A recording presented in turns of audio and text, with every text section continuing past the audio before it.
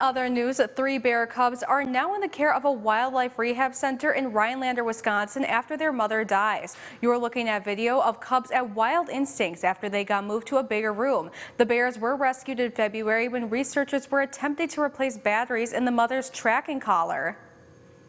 So they typically go into the den, tranquilize the mother, replace the collar or change the batteries, kind of check the cubs, check sex, weigh the cubs, get some information that way, and then they put everybody back in the den. Unfortunately, what had happened was there was a 2-year-old cub that had gone, or 2-year-old that had gone back into the den with mom again that year. They don't normally do that, but that does happen sometimes. And of course, they had to tranquilize that one also. And they did a necropsy on her. And the only thing they could figure out is that when he got tranquilized, he unfortunately laid on top of her head and suffocated her while she was also tranquilized.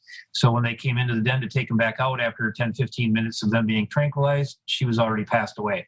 And so the researchers called us immediately from the den site and brought them over to us right away. And so that's how we ended up with 3 bear cubs.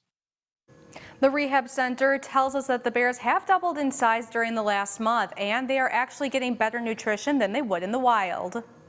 Until mid-October. We wait till the bear hunting season is over with and then release them shortly thereafter. And of course, because they're in captivity, they have a lot more luxury food to eat and things like that. So they grow a little bit bigger than what the wild ones do.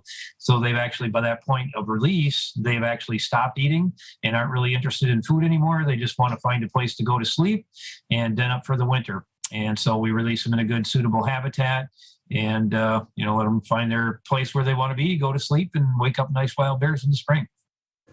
You can keep up with the progress of the cubs on Facebook or YouTube with Wild Instinct Rehab Facility. And still